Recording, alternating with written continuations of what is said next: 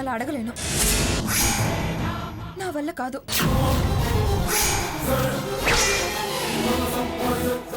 మళ్ళీ మొదటికొచ్చావేంటే? సావిత్రి, తను బాధపడ్డానికి కారణం ఉంది. తనని ఇప్పుడేమి అనకు. కాస్త నిదానంగా చెప్పు సావిత్రి. ఏ జన్మ పాపం కాకపోతే ఇలా ఈ ముష్టేంటి? స్వర్ణ, వంశాచారం అన్న తర్వాత ఇలా అర్థాలు తీయడం, బాధపడడం అర్థం లేని పని. అర్థం ఉందో లేదో నా మనసుకు తెలుసు. ప్లీజ్ అక్క, నా బాధను అర్థం చేసుకో. అంతేగాని తప్పని మాత్రం అనుకో.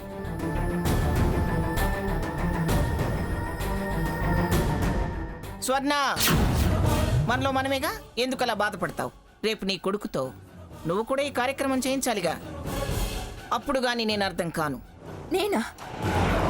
ఈ సాంప్రదాయానికి ఈ తరంతోనే ఫుల్ స్టాప్ పెట్టిస్తా. స్వర్ణ, కానీ అమ్మా, దుర్ముహూర్తం వస్తుందంటున్నారు పంతులు గారు. పిల్లగాడి కోసమే కదా.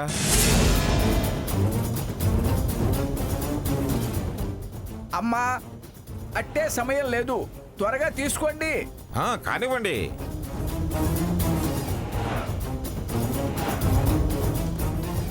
బాబుని చూడు, వాడి కోసం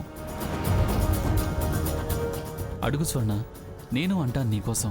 నా వల్ల కాదు బావా, అడగలేను. నా కొడుకు నేను భిక్ష అడగలేను. అడుగు స్వర్ణ.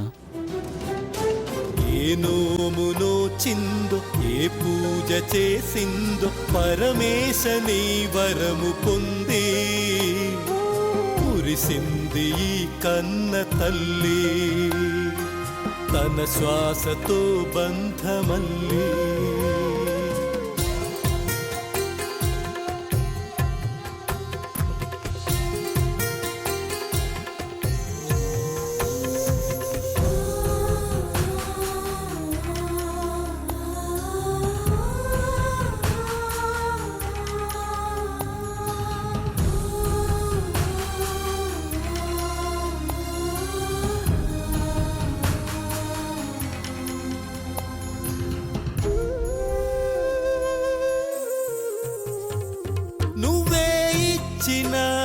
బిడ్డే దూరమై మోడై మిగిలే ఈ తల్లి పరమేశ,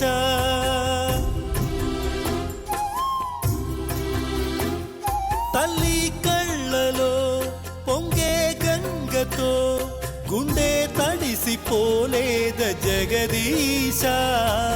ఇటువంటి తల్లి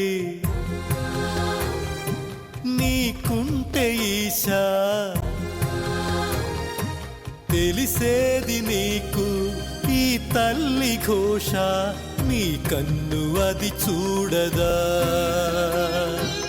ఈ కంటి తడి ఆరదా.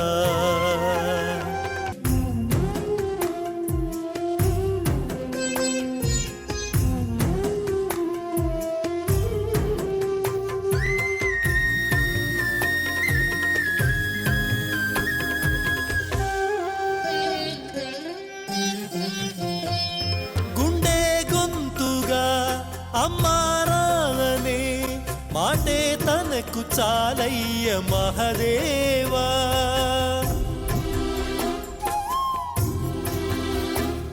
తానే నేస్తమై తోడై పెంచిన తల్లి కొడుకునోసారి కలిపేవా.